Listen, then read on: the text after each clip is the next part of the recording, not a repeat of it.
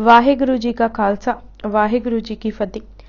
Punjabi audio book YouTube channel सुन रहे सारे ਸਰੋਤਿਆਂ ਨੂੰ ਮੇਰੇ ਸੁਤੰਤਰ ਕੌਰ ਵੱਲੋਂ ਪਿਆਰ ਭਰੀ ਸਤਿ ਸ਼੍ਰੀ ਅਕਾਲ। ਅੱਜ ਅਸੀਂ ਪਰਖ ਭਗਵੰਤ ਜੀਵਨੀ ਗੁਰੂ ਗੋਬਿੰਦ ਸਿੰਘ ਜੀ ਕਿਤਾਬ ਦਾ ਅਗਲਾ ਭਾਗ ਪੜ੍ਹਨ ਜਾ ਰਹੇ ਹਾਂ। ਪੰਨਾ ਨੰਬਰ 99। ਲੇਖਕ ਸਤਬੀਰ ਸਿੰਘ। ਭਾਗ 8ਵਾਂ। ਜਬੇ ਬਾਣ ਲਾਗਿਓ ਤਬੇ ਰੋਸ ਜਾਗਿਓ। ਭੰਗਾਣੀ ਦਾ ਪਹਿਲਾ ਯੁੱਧ। ਗੁਰੂ ਗੋਬਿੰਦ ਸਿੰਘ ਜੀ ਦੇ ਵੱਧਦੇ ਪ੍ਰਤਾਪ ਨੂੰ ਦੇਖ ਦੇਖ ਭੀਮ ਦੁਖੀ ਹੋ ਰਿਹਾ ਸੀ। ਰਾਜੇ ਆਪਣੇ ਆਪ ਨੂੰ ਸਨਾਤਨ ਧਰਮ ਦੇ ਰਾਖੇ ਗਿਣਦੇ ਸਨ। ਉਹਨਾਂ ਨੂੰ ਗੁਰੂ ਪਾਤਸ਼ਾਹ ਦਾ ਜਾਤ ਰਹਿਤ ਪ੍ਰਚਾਰ, ਲੰਗਰ, ਨਗਾਰਾ, ਕਿਲਾ, ਝੰਡਾ ਚੁੱਭਦਾ ਸੀ। ਰਾਜੇ ਇਸ ਭਾਲ ਵਿੱਚ ਸਨ ਕਿ ਗੁਰੂ ਜੀ ਦੀ ਹੇਠੀ ਕੀਤੀ ਜਾਏ ਅਤੇ ਈਨ ਮਨਵਾਈ ਜਾਏ। ਇਤਨੇ ਨੂੰ ਭੀਮ ਚੰਦ ਦੇ ਲੜਕੇ ਅਜਮੇਰ ਚੰਦ ਦੀ ਸ਼ਾਦੀ ਨੇੜੇ ਆ ਗਈ। ਬੇਟੇ ਦੀ ਜੰਝ ਸ਼੍ਰੀਨਗਰ ਫਤਿਹ ਸ਼ਾਹ ਦੇ ਘਰ ਜਾਣੀ ਸੀ। ਭੀਮ ਚੰਦ ਦੇ ਮਨ ਆਇਆ ਕਿ ਗੁਰੂ ਪਾਸੋਂ ਉਹ ਕੀਮਤੀ ਵਸਤੂਆਂ ਜੋ ਅਸਾਮ ਤੋਂ ਆਈਆਂ ਸਨ ਦਿਖਲਾਉਣ ਦੇ ਬਹਾਨੇ ਮੰਗੀਆਂ ਜਾਣ ਅਤੇ ਪਿੱਛੋਂ ਅੜ ਖਲੋਤਾ ਜਾਏ ਅਤੇ ਜੰਗ ਦੀ ਸੂਰਤ ਵਿੱਚ ਆਨੰਦਪੁਰ ਅਤੇ ਪੌਂਟਾ ਸਾਹਿਬ ਤੇ ਹੱਲਾ ਬੋਲ ਦਿੱਤਾ ਜਾਏ। ਪੌਂਟਾ ਸਾਹਿਬ ਦੇ ਹੱਲੇ ਵੇਲੇ ਫਤਿਹ ਸ਼ਾਹ ਦੀ ਇਮਦਾਦ ਕਾਫੀ ਕੰਮ ਆਵੇਗੀ। ਗੁਰੂ ਗੋਬਿੰਦ ਸਿੰਘ ਜੀ ਉਸ ਦੀ ਨੀਅਤ ਤਾੜ ਗਏ ਅਤੇ ਵਸਤੂਆਂ ਦੇਣ ਤੋਂ ਇਨਕਾਰ ਕਰ ਦਿੱਤਾ। ਉਹ ਬੜਾ ਸਟਪਟਾਇਆ ਪਰ ਲੜਕੇ ਦੀ ਸ਼ਾਦੀ ਵਿੱਚ ਵਿਘਨ ਨਾ ਪਵੇ ਚੁੱਪ ਕਰ ਗਿਆ। ਹੁਣ ਉਸਨੇ ਜੰਝ ਨੂੰ ਵੀ ਪੌਂਟਾ ਸਾਹਿਬ ਤੋਂ ਲੰਘਾਉਣ ਦੀ ਆਗਿਆ ਮੰਗੀ। ਉਸ ਦੀ ਚਿੱਤ ਚਾਲ ਸੀ ਕਿ ਪੌਂਟਾ ਸਾਹਿਬ ਤੋਂ ਲੰਘਣ ਵੇਲੇ ਹੀ ਨਗਰ ਉਜਾੜ ਦਿੱਤਾ ਜਾਏ। ਗੁਰੂ ਜੀ ਨੇ ਜੰਝ ਨੂੰ ਵੀ ਉੱਥੋਂ ਗੁਜ਼ਰਨ ਦੀ ਮਨਾਹੀ ਕਰ ਦਿੱਤੀ। ਹਾਂ, ਲਾੜੇ ਨੂੰ ਕੁਝ ਸਾਥੀਆਂ ਨਾਲ ਜਮਣਾ ਆਪਣੀ ਨਿਗਰਾਨੀ ਹੇਠ ਪਾਰ ਕਰਵਾ ਦਿੱਤਾ। ਭੀਮ ਚੰਦ ਅਤੇ ਹੋਰ ਰਾਜੇ ਚੋਖਾ ਵਲ ਮਾਰ ਕੇ ਸ਼੍ਰੀਨਗਰ ਪੁੱਜੇ। ਗੁਰਬਿਲਾਸ ਪਾਤਸ਼ਾਹੀ ਛੇਵੀਂ ਅਨੁਸਾਰ ਉਹ ਇਕਲੌਤੇ ਪੁੱਤਰ ਦਾ ਵਿਆਹ ਹੀ ਅੱਖੀ ਨਾ ਦੇਖ ਸਕਿਆ। ਰਾਜਾ ਫਤਿਹ ਸ਼ਾਹ ਨਾਲ ਗੁਰੂ ਘਰ ਦੇ ਸੰਬੰਧ ਚੰਗੇ ਸਨ। ਕਈ ਵਾਰੀ ਫਤਿਹ ਸ਼ਾਹ ਗੁਰੂ ਦਰਬਾਰ ਦੀ ਹਾਜ਼ਰੀ ਪੌਂਟਾ ਸਾਹਿਬ ਆ ਕੇ ਭਰ ਚੁੱਕਾ ਸੀ। ਉਸ ਦੀ ਲੜਕੀ ਨੂੰ ਆਪਣੀ ਜਾਨ ਗੁਰੂ ਜੀ ਨੇ ਕੀਮਤੀ ਤੰਬੋਲ ਭੇਜਿਆ। ਤੰਬੋਲ ਨਾਲ ਕੁਝ ਹਥਿਆਰਬੰਦ ਸਿੱਖ ਭਾਈ ਨੰਦ ਚੰਦ ਦੇ ਭਾਈ ਦਇਆ ਰਾਮ ਦੀ ਅਗਵਾਈ ਹੇਠਾਂ ਭੇਜੇ। ਜਦ ਰਾਜਿਆਂ ਨੇ ਕੀਮਤੀ ਸੌਗਾਤਾਂ ਦੇਖੀਆਂ ਤਾਂ ਉਹ ਸੜ ਬਲ ਗਏ। ਭੀਮ ਚੰਦ ਨੇ ਭਰੀ ਮਜਲਸ ਅਤੇ ਬਰਾਦਰੀ ਵਿੱਚ ਹੋਏ ਅਪਮਾਨ ਦੀ ਗੱਲ ਦੱਸੀ ਅਤੇ ਗੁਰੂ ਜੀ ਦਾ ਭੇਜਿਆ ਤੰਬੋਲ ਲੈਣ ਤੋਂ ਵਰਜਿਆ। ਫਤਿਹ ਸ਼ਾਹ ਨੂੰ ਲੜਕੀ ਦਾ ਬਾਪ ਹੋਣ ਕਾਰਨ ਵੀ ਹਾਮੀ ਭਰਨੀ ਪਈ। ਸੌਗਾਤਾਂ ਇਤਨੀਆਂ ਕੀਮਤੀ ਸਨ ਕਿ ਰਾਜਿਆਂ ਦੀਆਂ ਲਾਲਾਂ ਟਪਕਦੀਆਂ ਭਾਈ ਨੰਦ ਲਾਲ ਜੀ ਨੇ ਦੇਖ ਲਈਆਂ। ਭਾਈ ਜੀ ਰਾਜਿਆਂ ਦੀ ਮੰਦ ਭਾਵਨਾ ਨੂੰ ਤਾੜ ਗਏ ਅਤੇ ਉਸੇ ਸਮੇਂ ਮੁੜਨ ਦਾ ਵਿਚਾਰ ਬਣਾ ਲਿਆ। ਭਾਈ ਦਇਆ ਰਾਮ ਜੀ ਅਤੇ ਭਾਈ ਨੰਦ ਜੀ ਬੇੜੀ ਚੜ੍ਹਨ ਹੀ ਲੱਗੇ ਸਨ ਕਿ ਭੀਮ ਚੰਦ ਦੇ ਆਦਮੀਆਂ ਨੇ ਹੱਲਾ ਬੋਲ ਦਿੱਤਾ। ਪਰ ਸਿੱਖਾਂ ਐਸੇ ਕਰਾਰੇ ਹੱਥ ਦਿਖਾਏ ਕਿ ਪਹਾੜੀਏ ਮਸਾਂ ਜਾਨ ਬਚਾ ਕੇ ਨੱਸੇ। ਜਦ ਗੁਰੂ ਜੀ ਨੇ ਸਾਰੀ ਵਾਰਤਾ ਸੁਣੀ ਤਾਂ ਉਹਨਾਂ ਪ੍ਰਤੱਖ ਦੇਖ ਲਿਆ ਕਿ ਭੀਮ ਚੰਦ ਮੁੜਦੇ ਸਾਰ ਫਤਿਹ ਸ਼ਾਹ ਅਤੇ ਹੋਰ ਰਾਜਿਆਂ ਦਾ ਇਕੱਠ ਕਰਕੇ ਔਰੰਗਜ਼ੇਬ ਕੋਲੋਂ ਮਦਦ ਲੈ ਕੇ ਪੌਂਟਾ ਸਾਹਿਬ ਜ਼ਰੂਰ ਹੱਲਾ ਬੋਲੇਗਾ। ਗੁਰੂ ਪਾਤਸ਼ਾਹ ਨੇ ਜੰਗ ਦਾ ਬਿਗਲ ਵਜਾ ਦਿੱਤਾ ਅਤੇ ਰਣਨੀਤੀ ਨੂੰ ਮੁੱਖ ਰੱਖਦੇ ਹੋਏ ਪੌਂਟਾ ਸਾਹਿਬ ਤੋਂ ਬਾਹਰ 6 ਮੀਲ ਭੰਗਾਣੀ ਦਾ ਪਿੜ ਜਾ ਮੱਲਿਆ। ਭੰਗਾਣੀ ਜਮਨਾ ਦੇ ਉਰਾਰ ਹੈ ਅਤੇ ਪਰਲੇ ਪਾਸੇ ਚੂੜਪੁਰ ਪਿੰਡ ਹੈ। ਉੱਥੇ ਹੀ ਪੱਤਣ ਹੈ ਜਿੱਥੋਂ ਪਹਾੜੀ ਫੌਜਾਂ ਪਾਰ ਕਰਕੇ ਢਾਈ ਕਰ ਸਕਦੀਆਂ ਹਨ। ਜਮਨਾ ਕਿਨਾਰੇ ਖੁੱਲ੍ਹਾ ਮੈਦਾਨ ਹੈ, ਫਿਰ ਕੁਝ ਚੜ੍ਹਾਈ ਹੈ ਅਤੇ ਚੜ੍ਹਾਈ ਪਿੱਛੋਂ ਖੁੱਲ੍ਹਾ ਮੈਦਾਨ ਦਿਸ ਪੈਂਦਾ ਹੈ। ਜੋ ਪਹਾੜੀ ਫੌਜਾਂ ਨੂੰ ਇਸ ਚੜ੍ਹਾਈ ਚੜ੍ਹਨ ਤੋਂ ਰੋਕ ਦਿੱਤਾ ਜਾਏ ਤਾਂ ਉਹ ਪੌਂਟਾ ਸਾਹਿਬ ਵੱਲ ਪੈਰ ਨਹੀਂ ਪਾ ਸਕਦੀਆਂ ਸਨ। ਗੁਰੂ ਜੀ ਨੇ ਕੁਝ ਫੌਜੀ ਪਹਾੜੀ ਚੋਟੀਆਂ ਮੱਲਣ ਲਈ ਭੇਜ ਦਿੱਤੇ ਅਤੇ ਉਹਨਾਂ ਘਾਟਾਂ ਬਣਾ ਲਈਆਂ ਅਤੇ ਹਮਲੇ ਦੀ ਉਡੀਕ ਕਰਨ ਲੱਗੇ। ਜੰਗ ਦੇ ਕਾਰਨਾਂ ਤੇ ਇੱਕ ਝਾਤ। ਇਹ ਠੀਕ ਰਹੇਗਾ ਕਿ ਜੰਗਾਂ ਦੇ ਕਾਰਨਾਂ ਤੇ ਇੱਕ ਨਜ਼ਰ ਮਾਰ ਲਈ ਜਾਏ। ਇਹ ਆਪਣੀ ਕਿਸਮ ਦਾ ਕਿਉਂਕਿ ਪਹਿਲਾ ਯੁੱਧ ਸੀ, ਇਸ ਲਈ ਹੋਰ ਗੌਰ ਕਰਨ ਦੀ ਜ਼ਰੂਰਤ ਹੈ। ਸਭ ਤੋਂ ਵੱਡਾ ਕਾਰਨ ਔਰੰਗਜ਼ੇਬ ਦੀ ਚੁੱਕ ਹੀ ਸੀ। ਉਸ ਨੂੰ ਖਬਰਾਂ ਪੁੱਜ ਰਹੀਆਂ ਸਨ ਕਿ ਗੁਰੂ ਗੋਬਿੰਦ ਸਿੰਘ ਜੀ ਨੇ ਇੱਕ ਵੱਡੀ ਫੌਜ ਇਕੱਠੀ ਕਰ ਲਈ ਹੈ ਅਤੇ ਕੱਢੇ ਹੋਏ ਪਠਾਨ ਵੀ ਆਪਣੀ ਫੌਜ ਵਿੱਚ ਭਰਤੀ ਕਰ ਲਏ ਹਨ। ਪੀਰ ਬੁੱਧੂ ਸ਼ਾਹ ਨੂੰ ਉਹ ਆਪਣੀ ਧਾਰਮਿਕ ਨੀਤੀ ਵਿੱਚ ਰੁਕਾਵਟ ਸਮਝਦਾ ਸੀ। ਵਾਰ ਸ਼੍ਰੀ ਗੁਰੂ ਗੋਬਿੰਦ ਸਿੰਘ ਜੀ ਅਰਥਾਤ ਜੰਗਨਾਮਾ ਭੰਗਾਣੀ ਵਿੱਚ ਸਪਸ਼ਟ ਲਿਖਿਆ ਹੈ ਕਿ ਔਰੰਗਜ਼ੇਬ ਗੁਰੂ ਜੀ ਨੂੰ ਮੂਲੋਂ ਮੁਕਾਉਣਾ ਚਾਹੁੰਦਾ ਸੀ। ਉਸ ਦੀ ਆਪਣੀ ਤਜਵੀਜ਼ ਰਾਜਿਆਂ ਨੂੰ ਲੜਾਉਣ ਦੀ ਸੀ ਅਤੇ ਇਸ ਲਈ ਰਾਜਿਆਂ ਨੂੰ ਲਿਖਦਾ ਰਹਿੰਦਾ ਸੀ ਅਤੇ ਗੁਰੂ ਜੀ ਨੂੰ ਵੀ ਈਨ ਮੰਨਣ ਲਈ ਵਾਰ-ਵਾਰ ਕਹਿੰਦਾ ਸੀ। ਜੰਗਨਾਮੇ ਦੇ ਕਹਿਣ ਅਨੁਸਾਰ ਔਰੰਗਜ਼ੇਬ ਨੇ ਲਿਖਿਆ, ਤੂੰ ਗੁਰੂ ਗੋਬਿੰਦ ਸਾਈਂ ਦਾ ਜੋਧਾ ਮਰਦਾਨਾ, ਹੁਕਮ ਮੇਰਾ ਕੰਧਾਰ ਵਿੱਚ ਕਾਬਲ ਖੁਰਾਸਾਨਾ। सब राजे दखण पहाड़ दे आए करन सलामा, परवाना देख के मिल शिताब नहीं कर युद्ध समाना। मैं पकड़ांगा नाल जोर दे कर फतेह दमामा। जंगनामे दे लिखारी दा यह भी कहना है कि औरंगजेब दी लड़की जेबो निसा ने औरंगजेब नूं रोकना भी चाहया ते कहा कि गुरु गोबिंद सिंह खुदा दे पैगंबर हन, पर उसने खास जरनैल पंजाब वल भेज दिते। औरंगजेब दे गुरु जी नाल संबंध विगड़े होण बारे सूरज प्रकाश ने भी गवाही दिती है। उत हजरत बिगड़ेओ इन संगा। सियारुल मुताखरीन दे लिखारी गुलाम हुसैन का कहना है कि गुरु गोबिंद सिंह जी ने फौजी दस्ते बना लए सन अते चंगे तजर्बेकार जरनैल फौज की अगवाई कर रहे सन। पहाड़ी राजा ने औरंगजेब नूं सख्त कार्रवाई करन लई कहा। कनिंगम ने लिखिया है कि पहाड़ी राजिਆਂ ਅਤੇ औरंगजेब ਦਾ ਸ਼ੰਕਾ ਹੋਰ ਵੀ ਪੱਕਾ ਹੋ ਗਿਆ ਜਦ 500 ਪਠਾਨਾਂ ਨੂੰ, ਜਿਨ੍ਹਾਂ ਨੂੰ ਗਦਾਰੀ ਦੇ ਇਲਜ਼ਾਮ ਵਿੱਚ ਮੁਗਲ ਫੌਜ ਵਿੱਚੋਂ ਕੱਢਿਆ ਗਿਆ ਸੀ, ਆਪਣੀ ਫੌਜ ਵਿੱਚ ਭਰਤੀ ਕਰ ਲਿਆ। ਔਰੰਗजेब ਨੇ ਇਸ ਨੂੰ ਬਗਾਵਤ ਤੁੱਲ ਕਿਹਾ। ਆਪ ਔਰੰਗजेब ਦੂਰ ਹੋਣ ਕਰਕੇ ਹਿੱਸਾ ਨਹੀਂ ਸੀ ਲੈ ਸਕਦਾ, ਸੋ ਪਹਾੜੀ ਰਾਜਿਆਂ ਨੂੰ ਹਰ ਪ੍ਰਕਾਰ ਦੀ ਸਹਾਇਤਾ ਦੇਣ ਦਾ ਯਕੀਨ ਦਿਵਾਇਆ। ਗਾਰਡਨ ਲਿਖਦਾ ਹੈ ਕਿ ਗੁਰੂ ਜੀ ਦੀ ਫੌਜ ਵਿੱਚ ਗਿਣਤੀ ਵੱਧ ਰਹੀ ਸੀ। ਗੁਰੂ ਜੀ ਨੇ ਹੁਕਮਨਾਮਾ ਭੇਜਿਆ, ਜਿਸ ਸਿੱਖ ਦੇ 4 ਪੁੱਤ ਹਨ ਉਹ 2 ਜ਼ਰੂਰ ਗੁਰੂ ਦੀ ਫੌਜ ਵਿੱਚ ਭੇਜੇ। ਇੱਕ ਕਥਨ ਅਨੁਸਾਰ 8000 ਤੋਂ ਵੱਧ ਫੌਜ ਪੌਂਟਾ ਸਾਹਿਬ ਖੜੀ ਹੋ ਗਈ ਸੀ। ਦੂਜੇ ਮੁਨਸ਼ੀ ਖੁਸ਼ਵਕਤ ਰਾਏ ਨੇ ਤਵਾਰੀਖ ਸਿੱਖਾਂ ਵਿੱਚ ਲਿਖਿਆ ਹੈ ਕਿ ਲੋਕੀ ਵੱਡੀ ਗਿਣਤੀ ਵਿੱਚ ਗੁਰੂ ਜੀ ਦੇ ਇਰਦ ਗਿਰਦ ਇਕੱਠੇ ਹੋ ਗਏ। ਗੁਰੂ ਗੋਬਿੰਦ ਸਿੰਘ ਜੀ ਆਪਣੇ ਆਪ ਨੂੰ ਸੱਚਾ ਪਾਤਸ਼ਾਹ ਕਹਿਲਾਉਂਦੇ ਸਨ ਅਤੇ ਸਿੱਖ ਪਾਤਸ਼ਾਹ ਵਾਲਾ ਸਨਮਾਨ ਗੁਰੂ ਜੀ ਨੂੰ ਦਿੰਦੇ ਸਨ। ਇਹ ਖਤਰੇ ਤੋਂ ਖਾਲੀ ਨਾ ਸਮਝਿਆ ਗਿਆ। ਜਦ ਗੁਰੂ ਗੋਬਿੰਦ ਸਿੰਘ ਕੁਝ ਸਾਲ ਆਨੰਦਪੁਰ ਤੇ ਕਿਰਤਪੁਰ ਟਿਕ ਚੁੱਕੇ ਤਾਂ ਰਾਜਾ ਕਹਿਲੂਰ ਅਤੇ ਹੰਡੂਰ ਨੇ ਡਰ ਮਹਿਸੂਸ ਕੀਤਾ ਕਿ ਜੇ ਇਸੇ ਤਰ੍ਹਾਂ ਗੁਰੂ ਗੋਬਿੰਦ ਸਿੰਘ ਨੂੰ ਰੋਕ ਨਾ ਪਾਈ ਤਾਂ ਉਹ ਇਤਨੇ ਤਾਕਤਵਰ ਹੋ ਜਾਣਗੇ ਕਿ ਸੰਭਾਲਣਾ ਅਸੰਭਵ ਹੋ ਜਾਏਗਾ ਅਤੇ ਕੁਝ ਸਮੇਂ ਪਿੱਛੋਂ ਗੁਰੂ ਉਹਨਾਂ ਦੇ ਰਾਜਿਆਂ ਤੇ ਵੀ ਕਬਜ਼ਾ ਜਮਾ ਲੈਣਗੇ। ਇਸ ਡਰ ਨੂੰ ਮੁੱਖ ਰੱਖ ਕੇ ਪਹਾੜੀ ਰਾਜਿਆਂ ਨੇ ਗੁਰੂ ਜੀ ਵੱਲ ਭੇਟਾ ਲਿਆ ਰਹੇ ਸਿੱਖਾਂ ਨੂੰ ਰਾਹ ਵਿੱਚ ਤੰਗ ਕਰਨਾ ਆਰੰਭ ਕਰ ਦਿੱਤਾ ਅਤੇ ਈਰਖਾ ਜਾਗੀ। ਕਨਿੰਗਮ ਵੀ ਇਹ ਹੀ ਲਿਖਦਾ ਹੈ ਕਿ ਗੁਰੂ ਜੀ ਦੇ ਕਰਤੱਵਾਂ ਤੋਂ ਪਹਾੜੀ ਰਾਜੇ ਤੰਗ ਅਤੇ ਦੁਖੀ ਹੋ ਗਏ ਅਤੇ ਉਹ ਇੱਕ ਪ੍ਰਕਾਰ ਦਾ ਡਰ ਮਹਿਸੂਸ ਕਰਦੇ ਸਨ। ਗੁਰੂ ਜੀ ਪਹਾੜੀ ਰਾਜਿਆਂ ਦੀ ਅੰਦਰੂਨੀ ਰਾਜਨੀਤੀ ਵਿੱਚ ਵਿਸ਼ੇਸ਼ ਦਿਲਚਸਪੀ ਲੈ ਰਹੇ ਸਨ। ਗੁਰੂ ਜੀ ਦਾ ਸਨਮਾਨ ਦਿਨੋਂ ਦਿਨ ਵਧ ਰਿਹਾ ਸੀ। ਗੁਰੂ ਜੀ ਵੀ ਇਹ ਅਨੁਭਵ ਕਰਦੇ ਸਨ ਕਿ ਸੁਰੱਖਿਅਤ ਪਹਾੜੀ ਇਲਾਕਾ ਲੋੜ ਵੇਲੇ ਚੰਗਾ ਫੌਜੀ ਟਿਕਾਣਾ ਬਣ ਸਕਦਾ ਹੈ। ਅਸਲ ਗੱਲ ਇਹ ਹੈ ਕਿ ਪਹਾੜੀ ਰਾਜਿਆਂ ਨੂੰ ਆਪਣਾ ਡਰ ਖਾਈ ਜਾ ਰਿਹਾ ਸੀ। ਮੈਲਕਮ ਲਿਖਦਾ ਹੈ ਕਿ ਉਸ ਮਹਾਨ ਪੁਰਸ਼ ਦਾ ਨਿਸ਼ਾਨਾ ਸੀ ਕੌਮ ਨੂੰ ਨਿਗਰੀ ਹੋਈ ਅਵਸਥਾ ਵਿੱਚੋਂ ਕੱਢਿਆ ਜਾਏ ਅਤੇ ਐਸੇ ਢੰਗ ਅਪਣਾਏ ਜਾਣ ਜਿਨ੍ਹਾਂ ਦਾ ਪ੍ਰਭਾਵ ਪੂਰਾ ਅਤੇ ਦੂਰ ਰਸੀ ਹੋਵੇ। ਪਹਾੜੀ ਰਾਜੇ ਗੁਰੂ ਗੋਬਿੰਦ ਸਿੰਘ ਦੇ ਨੀਵਿਆਂ ਨਾਲ ਪਿਆਰ ਕਰਨ ਨੂੰ ਮਾੜਾ ਸਮਝਦੇ ਸਨ। ਗੁਰੂ ਜੀ ਦੇ ਸਿੱਖਾਂ ਨੂੰ ਉਹ ਪਹਾੜੀ ਰਾਜੇ ਅਭਿਮਾਨ ਵਿੱਚ ਤੁੱਛ ਕਹਿੰਦੇ ਸਨ। ਇੰਦੂ ਭੂਸ਼ਣ ਬੈਨਰਜੀ ਨੇ ਲਿਖਿਆ ਹੈ, ਰਾਜਨੀਤਿਕ ਵਿਸ਼ੇਸ਼ਤਾ, ਸਮਾਜਿਕ ਉੱਚਤਾ ਅਤੇ ਕੌਮੀ ਹੈਂਕੜ ਪਹਾੜੀ ਰਾਜਿਆਂ ਨੂੰ ਮਜਬੂਰ ਕਰ ਰਹੀ ਸੀ ਕਿ ਉਹ ਗੁਰੂ ਜੀ ਨਾਲ ਲੋਹਾ ਲੈਣ। C.H. ਪੇਨ ਨੇ ਲਿਖਿਆ ਹੈ ਕਿ ਗੁਰੂ ਜੀ ਨੇ ਸਭ ਜਾਤਾਂ ਵਾਲਿਆਂ ਨੂੰ ਆਪਣੇ ਲਾਗੇ ਲਿਆ ਕੇ ਪਹਾੜੀ ਰਾਜਿਆਂ ਨੂੰ ਗੁੱਸੇ ਕਰ ਲਿਆ। ਗੁਰੂ ਗੋਬਿੰਦ ਸਿੰਘ ਸਗੋਂ ਗੁਰੂ ਨਾਨਕ ਜੀ ਨਾਲੋਂ ਵੀ ਅੱਗੇ ਗਏ। ਉਹਨਾਂ ਜਾਤ ਪਾਤ ਦੇ ਦੈਂਤ ਨੂੰ ਸਿੰਘਾਂ ਤੋਂ ਪਕੜ ਕੇ ਕਾਬੂ ਕੀਤਾ। ਵਾਹਿਗੁਰੂ ਦੀ ਦ੍ਰਿਸ਼ਟੀ ਵਿੱਚ ਸਾਰੇ ਇੱਕੋ ਜਿਹੇ ਹਨ। ਉਹਨਾਂ ਇਸ ਵਿਚਾਰ ਤੇ ਮੋਹਰ ਲਗਾਈ। ਸਿੱਖਾਂ ਵਿੱਚ ਜਾਤਾਂ ਦੇ ਵਖਰੇਵੇਂ ਬਿਲਕੁਲ ਹੀ ਮੁਕਾ ਦਿੱਤੇ। ਇਸ ਕਦਮ ਨੇ ਉਹਨਾਂ ਲੋਕਾਂ ਨੂੰ ਦੁਖੀ ਕਰ ਦਿੱਤਾ ਜੋ ਜਾਤ ਅਭਿਮਾਨ ਵਿੱਚ ਰਹਿੰਦੇ ਸਨ। ਲਤੀਫ ਨੇ ਵੀ ਇਸੇ ਭਾਵ ਦੀ ਗੱਲ ਕਹੀ ਹੈ ਕਿ ਸਾਰੇ ਸਿੱਖ ਸੇਵਕਾਂ ਨੂੰ ਇੱਕੋ ਜਿਹਾ ਸਨਮਾਨ ਦੇਣ ਕਾਰਨ ਕਈ ਬ੍ਰਾਹਮਣਾਂ ਦੇ ਪਹਾੜੀ ਛਤਰੀ ਰਾਜੇ ਵਿਰੋਧੀ ਬਣ ਗਏ ਅਤੇ ਉਹਨਾਂ ਦੀ ਆਵਾਜ਼ ਦਬਾਉਣ ਦੀ ਕੋਸ਼ਿਸ਼ ਕੀਤੀ। ਆਰਚਰ, ਬਿੰਗਲੇ ਅਤੇ ਗਾਰਡਨ ਨੇ ਵੀ ਲਿਖਿਆ ਹੈ ਕਿ ਗੁਰੂ ਗੋਬਿੰਦ ਸਿੰਘ ਦਾ ਸਭ ਜਾਤਾਂ ਨੂੰ ਇੱਕ ਕਰਨਾ ਮਹਾਨ ਕਰਮ ਸੀ। ਪਹਾੜੀ ਰਾਜਿਆਂ ਨੂੰ ਇਹ ਇੱਕ ਅੱਖ ਨਹੀਂ ਸੀ ਪਾਉਂਦਾ, ਸੋ ਇਹ ਪ੍ਰਤੱਖ ਹੈ ਕਿ ਪਹਾੜੀ ਰਾਜੇ ਨਿਰੋਲ ਇਸ ਕੋਸ਼ਿਸ਼ ਵਿੱਚ ਸਨ ਕਿ ਕਿਸੇ ਤਰ੍ਹਾਂ ਗੁਰੂ ਜੀ ਨੂੰ ਨੀਵਾਂ ਦਿਖਾਇਆ ਜਾਏ, ਕਿਉਂਕਿ ਉਹਨਾਂ ਦੇ ਹੰਕਾਰ ਨੂੰ ਵੀ ਠੇਸ ਵੱਜ ਚੁੱਕੀ ਸੀ।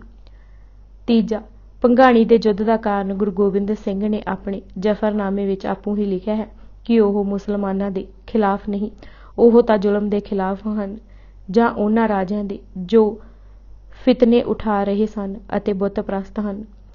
ਗੁਰੂ ਜੀ ਦੇ ਸ਼ਬਦ ਸਨ, ਉਹ ਪਹਾੜੀ ਰਾਜੇ ਬੁੱਤ ਪ੍ਰਸਤ ਹਨ ਅਤੇ ਮੈਂ ਬੁੱਤ ਸ਼ਿਕਣ, ਲੜਾਈ ਹੋਣੀ ਅਵੱਸ਼ ਸੀ। दो ਵੱਖ-ਵੱਖ ਖਿਆਲਾਂ ਦੀ ਟੱਕਰ ਨੇ ਹੀ ਭੰਗਾਣੀ ਦਾ ਯੁੱਧ ਕਰਾਇਆ। ਚੌਥੇ ਕਨਿੰਗਮ ਨੇ ਇੱਕ ਹੋਰ ਕਾਰਨ ਦਿੱਤਾ ਹੈ ਕਿ ਗੁਰੂ ਗੋਬਿੰਦ ਸਿੰਘ ਨੇ ਜਮਨਾ ਅਤੇ ਸਤਲੁਜ ਦੇ ਕਿਨਾਰੇ ਕਿਲੇ ਬਣਾ ਲਏ ਸਨ। ਆਨੰਦਗੜ੍ਹ ਅਤੇ ਲੋਹਗੜ੍ਹ ਦੇ ਕਿਲੇ ਖਾਸ ਮਹਾਨਤਾ ਰੱਖਦੇ ਸਨ। ਉੱਪਰ ਪਹਾੜੀਆਂ ਵਿੱਚ ਵੀ ਅੱਡੇ ਗੁਰੂ ਜੀ ਨੇ ਬਣਾ ਲਏ ਸਨ। ਕਿਲਿਆਂ ਦੀ ਸਥਾਪਨਾ ਤੋਂ ਪਹਾੜੀ ਰਾਜੇ ਬੜੇ ਚਿੜੇ ਸਨ।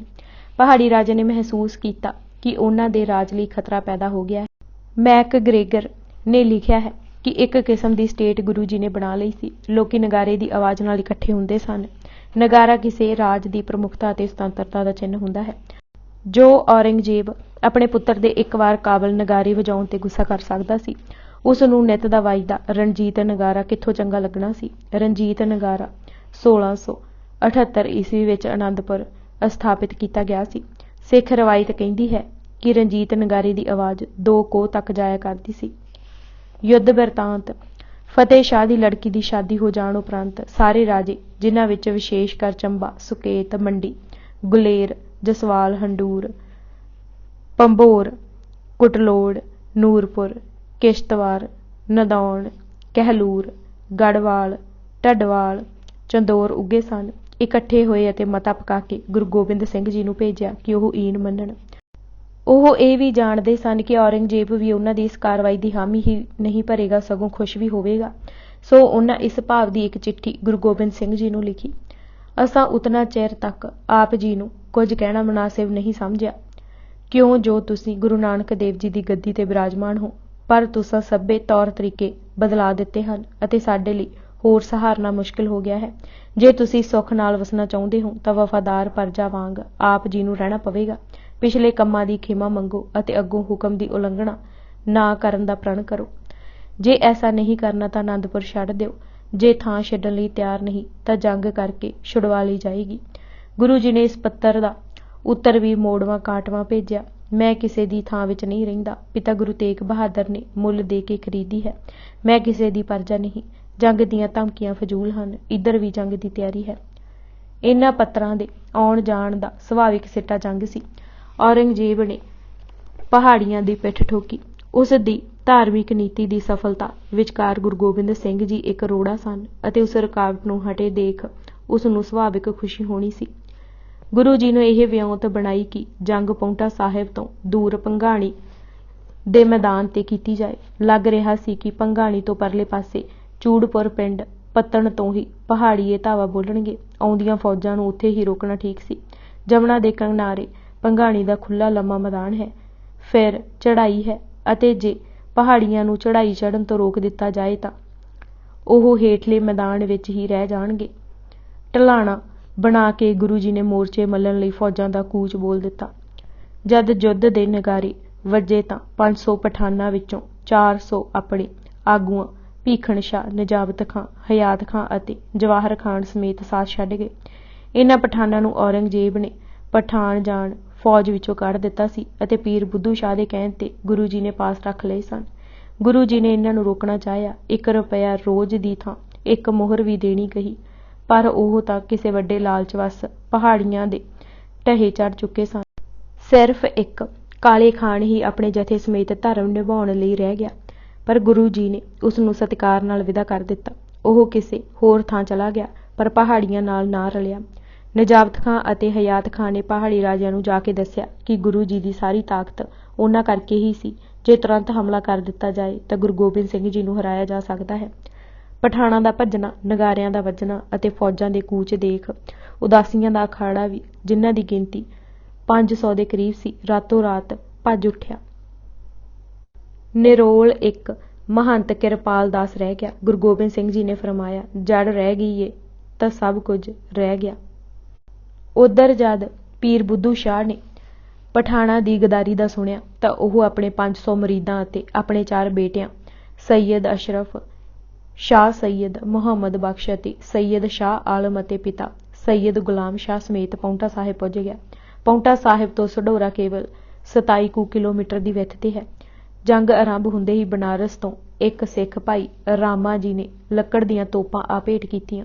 ਉਹਨਾਂ ਤੋਪਾਂ ਨੇ ਜੰਗ ਵਿੱਚ ਬੜੀ ਸਹਾਇਤਾ ਕੀਤੀ। ਗੁਰੂ ਜੀ ਦੀ ਭੂਆ ਜੀ ਬੀਬੀ ਵੀਰੋ ਜੀ ਦੇ 5 ਪੁੱਤ ਭਾਈ ਸੰਗੇ ਸ਼ਾਹ, ਜੀਤ ਮੱਲ ਜੀ, ਮੋਰੀ ਚੰਦ ਜੀ, ਗੁਲਾਬ ਰਾਏ ਅਤੇ ਗੰਗਾ ਜੀ कई जत्थियां की अगवाई कर रहे सन। राजा मेदनी प्रकाश ने अपने 94वें सिपाही गुरु गोबिंद सिंह जी की फौज ਵਿੱਚ भेज दिते।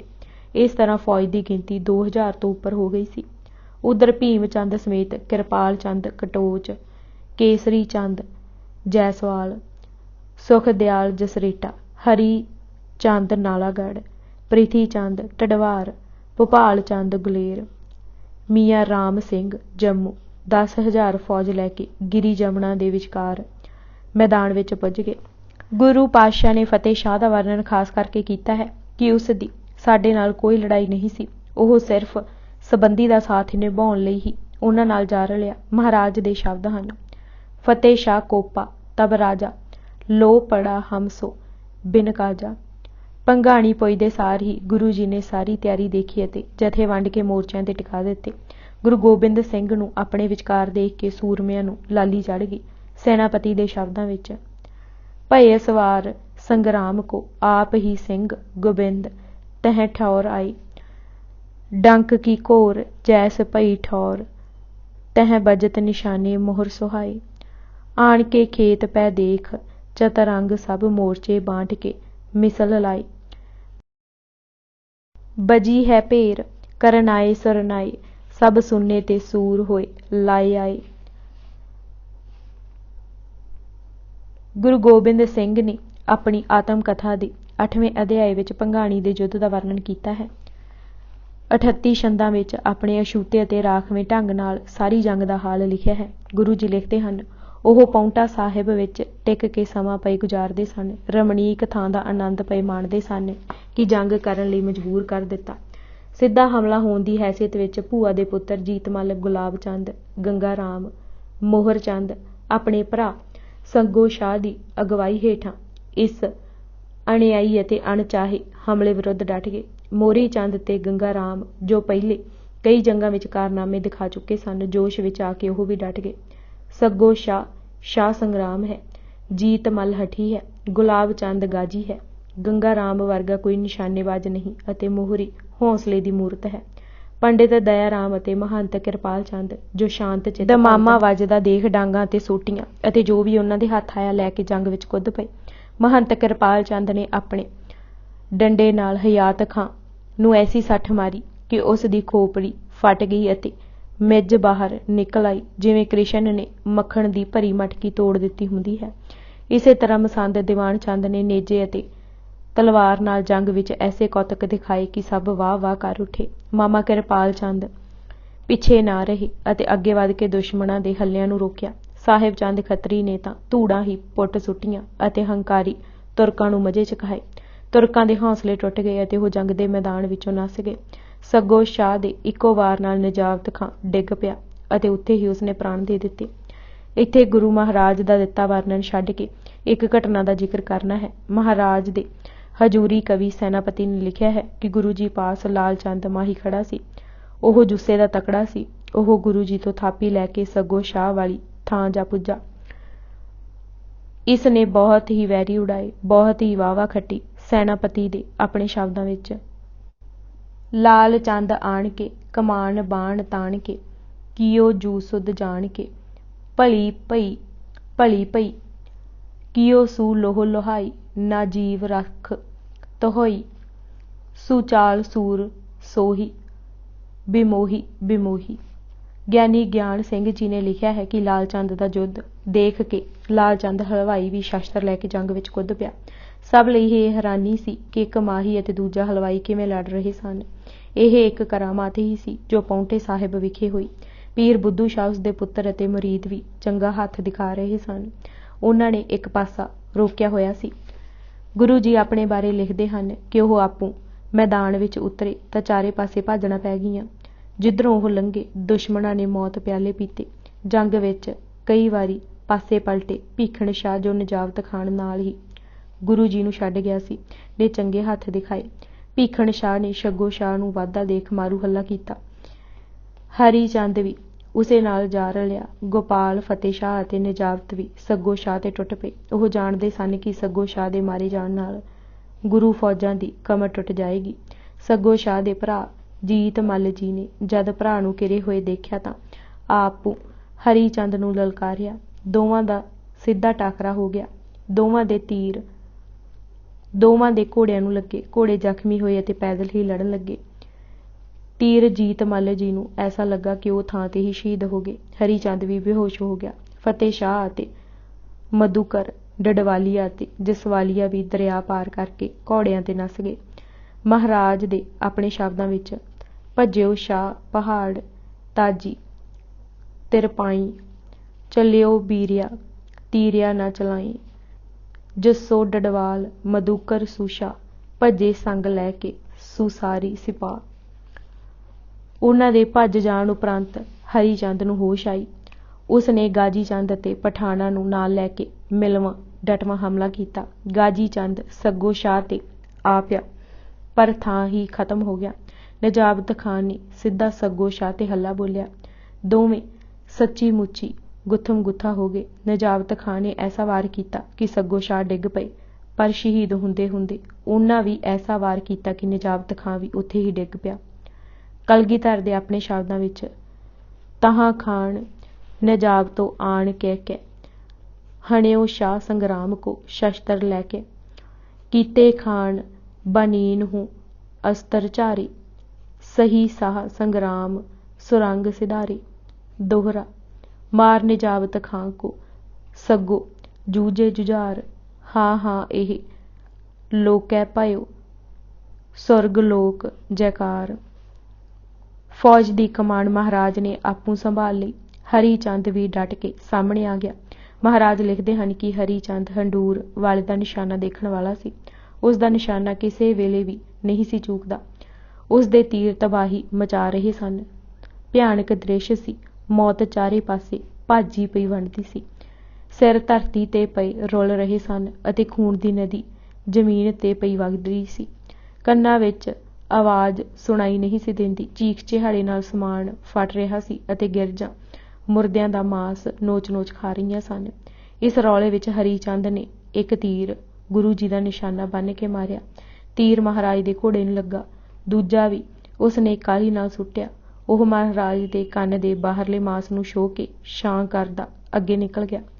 ਫਰਤੀਲੇ ਹਰੀ ਚੰਦ ਨੇ ਤੀਜਾ ਤੀਰ ਮਾਰਿਆ। ਉਹ ਗੁਰੂ ਜੀ ਦੀ ਲੱਕ ਬੱਧੀ ਪੇਟੀ ਨੂੰ ਤੀਰ ਦੀ ਚੁੰਝ ਧੁੰਨੀ ਨੂੰ ਜਾ ਲੱਗੀ, ਪਰ ਕੋਈ ਜ਼ਖਮ ਨਾ ਆਇਆ।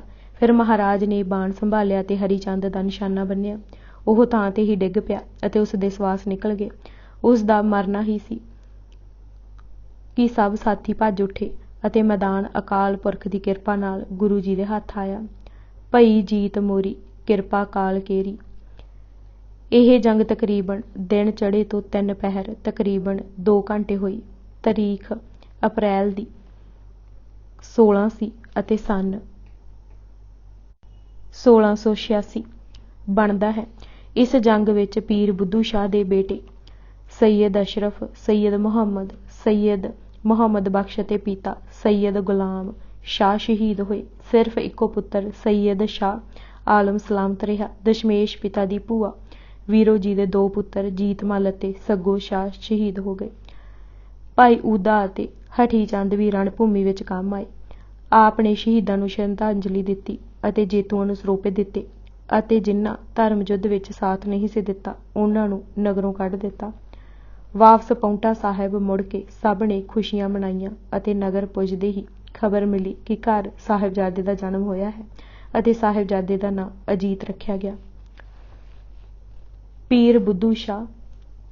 ਜਿੱਥੇ ਇਹ ਵੀ ਠੀਕ ਰਹੇਗਾ ਕਿ ਜੇ ਪੀਰ ਬੁੱਧੂ ਸ਼ਾਹ ਦੇ ਜੀਵਨ ਕਰਤੱਵ ਅਤੇ ਗੁਰੂ ਪਿਆਰ ਬਾਰੇ ਕੁਝ ਕੁ ਦੇਖ ਲਿਆ ਜਾਏ।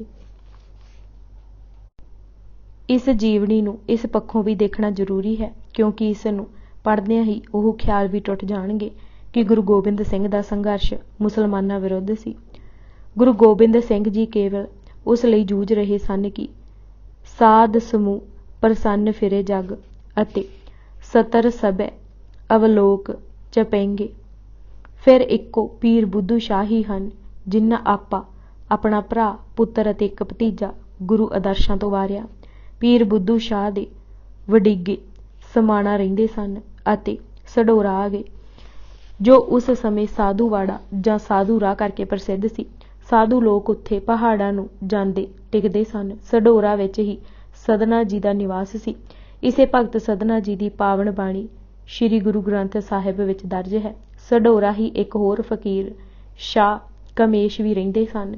ਪੀਰ ਬੁੱਧੂ ਸ਼ਾਹ ਦੇ ਵਡੀਕੇ ਜਿਸ ਮਹੱਲੇ ਵਿੱਚ ਆ ਕੇ ਵਸੇ, ਉਸ ਮਹੱਲੇ ਦਾ ਨਾਂ ਹੀ ਪਹਿਲਾਂ ਮਹੱਲਾ ਸਮਾਣੀਆਂ ਅਤੇ ਪਿੱਛੋਂ ਸੈਯਦਾਂ ਪੈ ਗਿਆ। ਪੀਰ ਬੁੱਧੂ ਸ਼ਾਹ ਦੀ 7ਵੀਂ ਪੁਸ਼ਤ ਪ੍ਰਸਿੱਧ ਸੂਫੀ ਫਕੀਰ ਸ਼ੇਖ ਨਿਜ਼ਾਮੁੱਦੀਨ ਔਲੀਆ ਨਾਲ ਜਾ ਮਿਲਦੀ ਹੈ, ਜਿਨ੍ਹਾਂ ਦਾ ਟਿਕਾਣਾ ਦਿੱਲੀ ਵਿਖੇ ਹੈ, ਅਤੇ ਕਹਿੰਦੇ ਹਨ ਕਿ ਉਹਨਾਂ ਦੀ ਉਪਮਾ ਚਾਰੇ ਪਾਸੇ ਉਹਨਾਂ ਦੇ ਜੀਵਨ ਵਿੱਚ ਹੀ ਫੈਲ ਗਈ। ਪੀਰ ਬੁੱਧੂ ਸ਼ਾਹ ਦੇ ਵਡੇਰਿਆਂ ਨੂੰ ਸਮਾਣਾ ਲਾਗੇ ਹੀ ਜਗੀਰ ਮੁਗਲ ਹਕੂਮਤ ਨੇ ਦਿੱਤੀ। ਮੁਗਲ ਬਾਦਸ਼ਾਹ ਪੂਰਾ ਸਤਿਕਾਰ ਦਿੰਦੇ ਸਨ। ਇਹਨਾਂ ਦੇ ਇੱਕ ਬਜ਼ੁਰਗ ਅਬਦੁਲ ਵਹਾਬ ਕੁਤਬੁਲ ਕਿਤਾਬ ਦਾ ਮਕਬਰਾ ਔਰੰਗਜ਼ੇਬ ਨੇ ਆਪੋ ਬਣਵਾਇਆ ਸੀ। ਸ਼ੇਖ ਅਬਦੁਲ ਵਹਾਬ ਹੀ ਸਨ ਜਿਨ੍ਹਾਂ ਪਹਿਲੀ ਵਾਰ ਜੁਰਅਤ ਨਾਲ ਇਹ ਵਿਚਾਰ ਪੇਸ਼ ਕੀਤੇ ਕਿ ਸੱਯਦ ਮੁਹੰਮਦ ਦੇ ਸੇਵਕਾਂ ਮਹਾਦਵੀਆਂ ਨੂੰ ਕਾਫਿਰ ਨਹੀਂ ਕਹਿਣਾ ਚਾਹੀਦਾ, ਕਿਉਂਕਿ ਉਹ ਆਪਣੇ ਆਪ ਨੂੰ ਮੁਸਲਮਾਨ ਕਹਿੰਦੇ ਹਨ, ਕਲਮਾ ਪੜ੍ਹਦੇ ਹਨ, ਰੋਜ਼ੇ ਰੱਖਦੇ ਹਨ ਅਤੇ ਨਮਾਜ਼ ਅਦਾ ਕਰਦੇ ਹਨ। ਜੇ ਸੱਯਦ ਮੁਹੰਮਦ ਆਪਣੇ ਆਪ ਨੂੰ ਪੈਗੰਬਰ ਕਹਿੰਦਾ ਹੈ ਤਾਂ ਸਾਨੂੰ ਇਸ ਬਾਰੇ ਚੁੱਪ ਹੀ ਕਰ ਜਾਣਾ ਚਾਹੀਦਾ ਹੈ। ਇਸੇ ਤਰ੍ਹਾਂ ਸ਼ੇਖ ਸੈਫਦੀਨ ਨੇ ਕਿਹਾ ਕਿ ਚਰਚਾ ਵਿੱਚ ਖਿਝਣਾ ਅਤੇ ਦੂਜੇ ਨੂੰ ਚੋਟਾਂ ਨਹੀਂ ਮਾਰਨੀਆਂ ਚਾਹੀਦੀਆਂ। ਜੇ ਸਮਝਦੇ ਹੋ ਕਿ ਅਗਲਾ ਪੁਰਸ਼ ਠੀਕ ਕਹਿ ਰਿਹਾ ਹੈ ਤੇ ਉਸ ਦੀ ਗੱਲ ਨੂੰ ਮੰਨ ਲਵੋ। ਜੇ ਉਹ ਗਲਤ ਹੈ ਤਾਂ ਇੱਕ ਦੋ ਵਾਰੀ ਸਮਝਾਓ, ਅਤੇ ਜੇ ਉਹ ਫਿਰ ਵੀ ਨਾ ਮੰਨੇ ਤਾਂ ਇਹ ਆਖੋ ਕਿ ਉਹ ਕਹਿ ਰਿਹਾ ਹੈ ਸ਼ਾਇਦ ਠੀਕ ਹੋਵੇ, ਪਰ ਸੋਚਣ ਦੀ ਗੁੰਜਾਇਸ਼ ਰੱਖੋ। ਐਸੇ ਖਿਆਲਾਂ ਵਾਲੇ ਸਨ ਸੂਫੀ ਲੋਕ। ਸੱਯਦ ਗੁਲਾਮ ਸ਼ਾਹ ਦੇ ਘਰ 16 ਜੂਨ 1647 ਨੂੰ ਬਦਰੁੱਦੀਨ ਦਾ ਜਨਮ ਹੋਇਆ। ਇਹ ਹੀ ਪਿੱਛੋਂ ਪੀਰ ਬੁੱਧੂ ਸ਼ਾਹ ਦੇ ਨਾਂ ਨਾਲ ਪ੍ਰਸਿੱਧ ਹੋਏ। ਬਚਪਨ ਵਿੱਚ ਹੀ ਯਾਦ ਇਲਾਹੀ ਨਾਲ ਜੁੜੇ ਰਹਿੰਦੇ ਸਨ ਅਤੇ ਦੁਨਿਆਵੀ ਗੱਲਾਂ ਤੋਂ ਬੇਪਰਵਾਹ ਸਨ। ਕੁਝ ਪਿਆਰ ਅਤੇ ਕੁਝ ਵਿਯੋਗ ਨਾਲ ਲੋਕੀ ਬੁੱਧੂ ਕਹਿਣ ਲੱਗੇ। ਪਿੱਛੋਂ ਉਹਨਾਂ ਦੀ ਪਕੀਜ਼ਗੀ ਅਤੇ ਖੁਦਾ ਤੱਕ ਰਸਾਈ ਕਾਰਨ ਲੋਕੀ ਸਤਿਕਾਰ ਨਾਲ ਬੁੱਧੂ ਸ਼ਾਹ ਕਹਿਣ ਲੱਗ ਪਏ। ਲੋਕਾਂ ਦੀ ਸੇਵਾ ਕਰਕੇ ਉਹ ਆਨੰਦ ਲੈਂਦੇ ਅਤੇ ਮਜ਼ਹਬ, ਮਿਲਤ ਅਤੇ ਜਾਤ ਤੋਂ ਸਦਾ ਉਤਾਂਹ ਦੇਖਦੇ। ਮਨੁੱਖ ਕੀ ਪਸ਼ੂਆਂ ਨਾਲ ਵੀ ਪ੍ਰੇਮ ਕਰਦੇ। ਉਹਨਾਂ ਦੀ ਪਸ਼ੂਆਂ ਪ੍ਰਤੀ ਹਮਦਰਦੀ ਤਾਂ ਇੱਕ ਕਹਾਵਤ ਬਣ ਗਈ। ਪੀਰ ਬੁੱਧੂ ਸ਼ਾਹ ਜੀ ਆਪਣੀ ਜੰਗੀਰ ਵਿੱਚੋਂ ਕੁਝ ਜ਼ਮੀਨ ਬਟਾਈ ਅਤੇ ਇੱਕ ਰਿਸ਼ਤੇਦਾਰ ਜਾਨਾ ਨੂੰ ਦਿੱਤੀ ਹੋਈ ਸੀ। ਜਾਨਾ ਇਤਨੇ ਕਰੜੇ ਸੁਭਾਅ ਦਾ ਸੀ ਕਿ ਕੋਈ ਪਸ਼ੂ ਵੀ ਉਸ ਦੀ ਪੈਲੀ ਮੂੰਹ ਮਾਰ ਜਾਏ ਤਾਂ ਪਸ਼ੂ ਨੂੰ ਮਾਰ-ਮਾਰ ਅੱਧੋ-ਮਰਾ ਕਰ ਦਿੰਦਾ ਸੀ।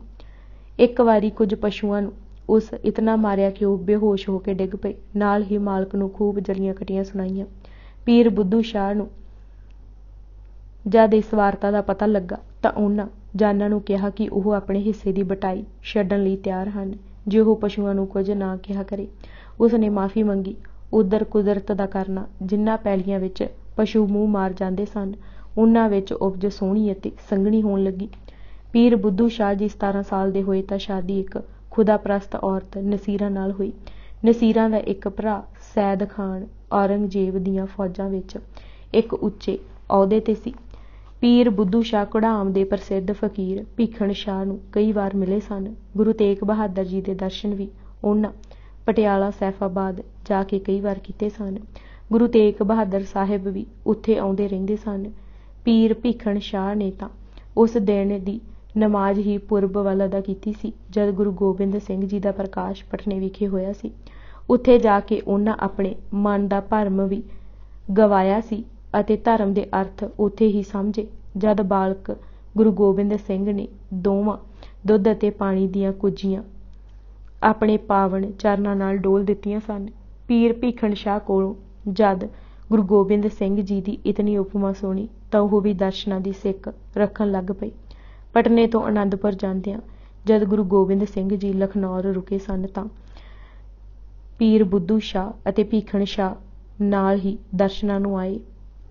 ਗੁਰੂ ਗੋਬਿੰਦ ਸਿੰਘ ਜੀ ਦੇ ਗੁਰਗੱਦੀ ਦੀ ਜ਼ਿੰਮੇਵਾਰੀ ਸੰਭਾਲਣ ਵੇਲੇ ਪੀਰ ਬੁੱਧੂ ਸ਼ਾਹ ਦਿੱਲੀ ਟੁਰ ਗਏ ਸਨ ਅਤੇ ਉੱਥੇ ਚਿਰ ਲਈ ਗੋਸ਼ਾਨਈ ਹੋ ਗਏ। ਘੋਰ ਤਪੱਸਿਆ ਵੀ ਕੀਤੀ, ਪਰ ਜਦ ਮਨ ਨਾ ਟਿਕਿਆ ਤਾਂ ਫਿਰ ਵਾਪਸ ਸਢੌਰਾ ਆਏ। ਉੱਥੇ ਹੀ ਉਹਨਾਂ ਜਦ ਗੁਰੂ ਗੋਬਿੰਦ ਸਿੰਘ ਜੀ ਦਾ ਪਾਉਂਟਾ ਸਾਹਿਬ ਆਉਣਾ ਸੁਣਿਆ ਤਾਂ ਦਰਸ਼ਨਾਂ ਨੂੰ ਪੁੱਜੇ ਅਤੇ ਦਰਸ਼ਨਾਂ ਨਾਲ ਐਸੀ ਤ੍ਰਿਪਤੀ ਹੋਈ ਕਿ ਪਾਉਂਟਾ ਸਾਹਿਬ ਨੂੰ ਆਪਣਾ ਦੂਜਾ ਘਰ ਹੀ ਬਣਾ ਲਿਆ। ਪੀਰ ਬੁੱਧੂ ਸ਼ਾਹ ਨੇ ਪਾਉਂਟਾ ਦਰਸ਼ਨ ਕਰਨ ਵੇਲੇ ਪਹਿਲਾ ਸਵਾਲ ਹੀ ਇਹ ਕੀਤਾ, ਮੇਰੀ ਪਿਆਸ ਬੁਝਾਓ। ਤਾਂ ਮਹਾਰਾਜ ਦਾ ਉੱਤਰ ਸੀ, ਭਟਕਣ ਦੀ ਲੋੜ ਨਹੀਂ, ਟਿਕ ਜਾਓ।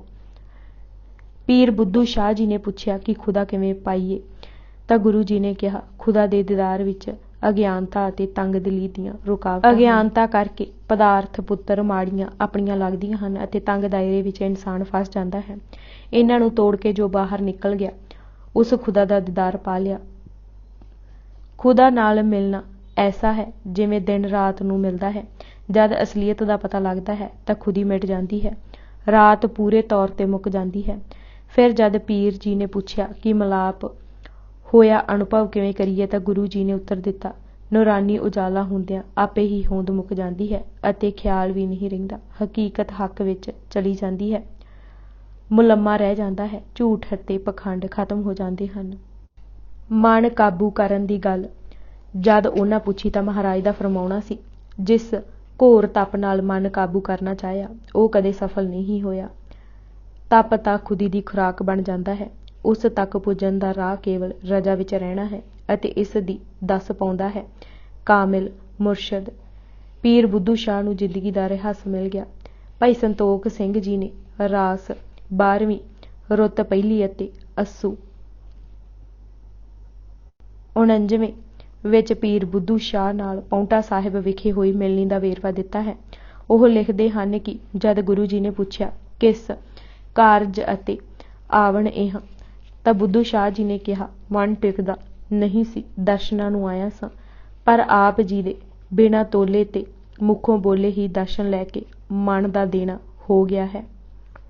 ਸਭ ਭਟਕਣਾ ਮੁੱਕ ਗਈਆਂ ਹਨ ਅਤੇ ਮਨ ਹੁਣ ਉੜਦਾ ਨਹੀਂ। ਐਸੀ ਮਿਲਣੀ ਅਬ ਮਿਲੀ ਗਇਓ, ਲੈ ਦਰਸ਼ਨ ਮਨ ਦੇ ਦਿਓ, ਅਸ ਵਿਵਹਾਰ ਬਿਨਾ ਮੁਖ ਬੋਲੇ, ਹੋਏ ਚੁੱਕਿਓ ਤੁਰਨ ਬਿਨ ਤੋਲੇ, ਜਿਸ ਤੇ ਫੇਰ ਨਾ ਫਿਰਨਾ ਹੋਏ, ਬਹੁਤ ਦਿਨ ਕੇ ਦਾਰਦ ਦੁੱਖ ਖੋਏ। ਫਿਰ ਜਦ ਬਚਨ ਸੁਣੇ ਤਾਂ ਮੁਗਧ ਹੀ ਹੋ ਗਏ। ਗੁਰੂ ਜੀ ਨੇ ਬਹੁਤ ਆਦਰ ਦਿੱਤਾ ਅਤੇ ਖਾਸ ਹੁਕਮ ਕੀਤਾ ਕਿ ਇਹਨਾਂ ਨੂੰ ਸਨਮਾਨ ਨਾਲ ਟਿਕਾਇਆ ਜਾਏ। ਸੈਯਦ ਕੀ ਸੁਧ ਕੀਜਈ ਜਾਏ,